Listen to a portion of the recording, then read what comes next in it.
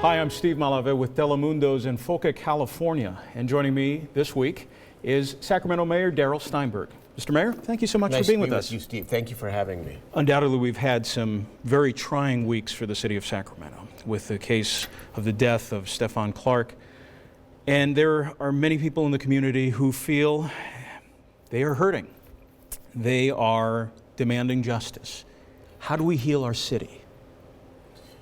Well, first of all, the Stephon Clark case is a tragedy. And regardless of the legal conclusions here around whether the officers acted within the scope of policy and protocol, the outcome is plain wrong, and I think we need to acknowledge that.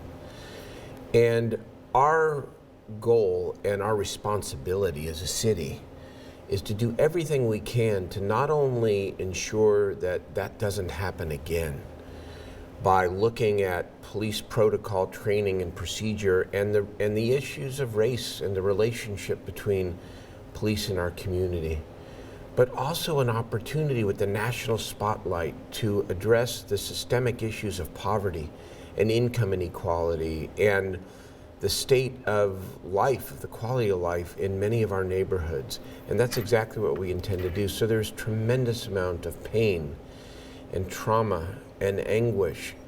The city is bearing up well in the sense that there's been no violence. The protests have been vigorous but largely peaceful. And now our work is to not only heal, but to change what must be changed. And so I view this period of time as, yes, very difficult, but as the mayor of this city, a singular opportunity for us to not only show the way for the rest of the country, but to bind the wounds in real ways in our communities, especially our communities of color. Undoubtedly, still a lot of frustration. We saw that at the recent city council in the hearings, and we know that now the state attorney general is looking into the case. Your police chief made some unprecedented moves by releasing that video earlier than in other cases we've seen around the country. What would you say to those people who feel as though there's no hope in the justice system? How do you answer that?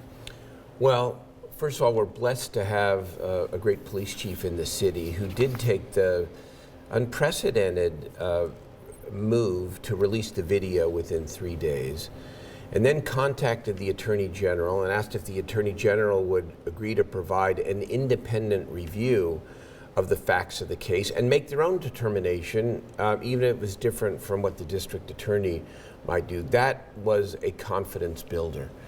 I understand the concern and the belief from many in our community that when it comes to officer-involved shootings in the state, in the city, and in the country, that they feel that justice often is not done. And we must change the perception. And the way you change the perception, I believe, is to create as much independence as possible.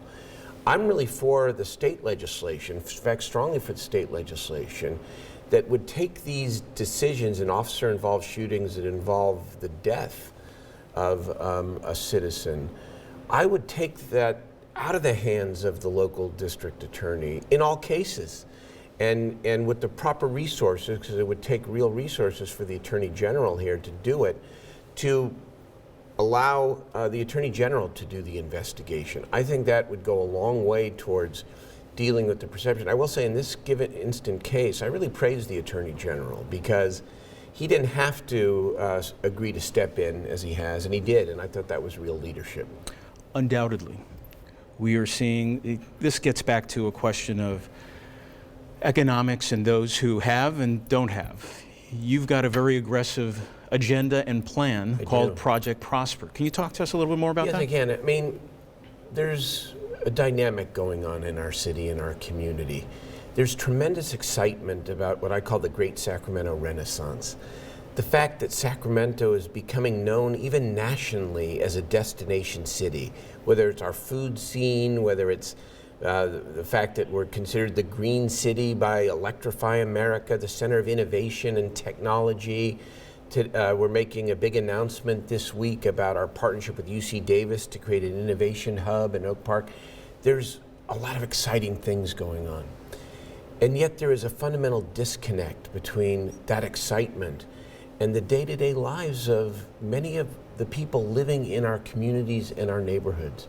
And Project Prosper, which is our effort to make economic development and economic growth a singular priority for our city, is about connecting what is currently disconnected, to make sure that as we grow, that it's the kids from our neighborhoods, from Meadowview, from North Sacramento, from Del Paso Heights, from Oak Park, from South Sacramento, that they're educated and trained and first in line for these new jobs.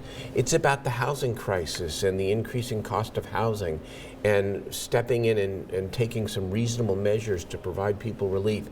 It's a whole host of things. And so over the weeks ahead, we will be making a number of announcements that I hope show that the city is committed to significant and unprecedented investments in all of our low-income neighborhoods, and so that gap is lessened, and all of our people have a chance to take part in the renaissance in our city. You're mentioning that it's for everybody. That includes folks who are homeless and those who are mentally ill. Yes.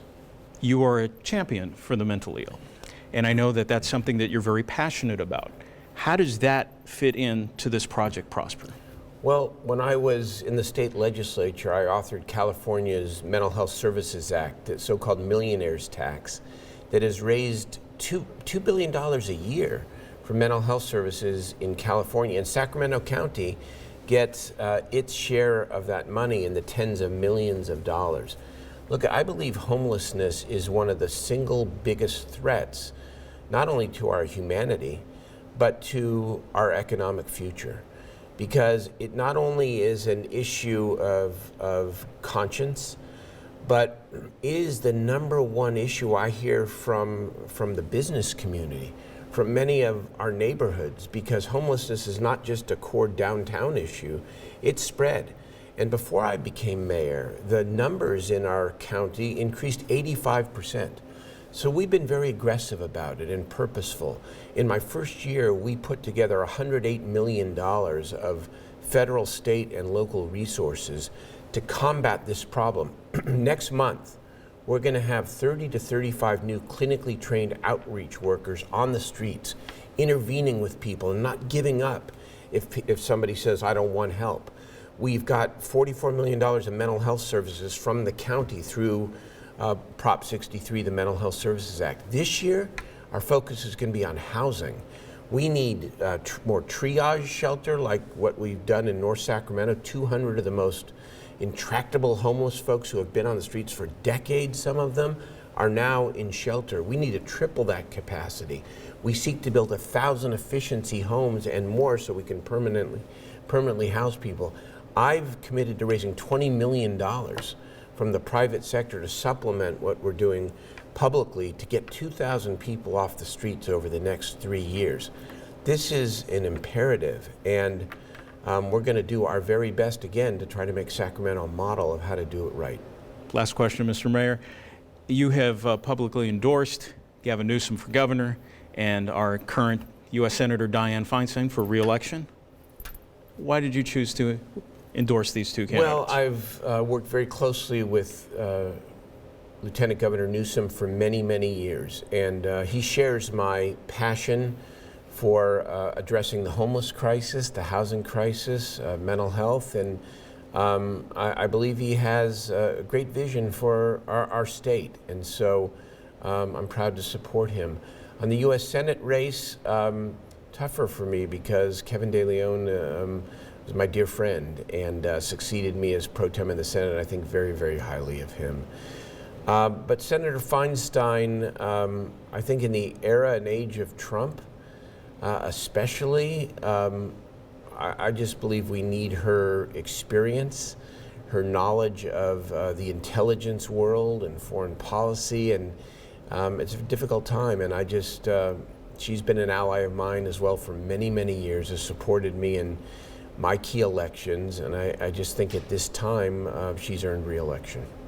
And I'm Steve Malave with Telemundo's Enfoque, California. Thanks so much for joining us. We'll see you on TV on Channel 33.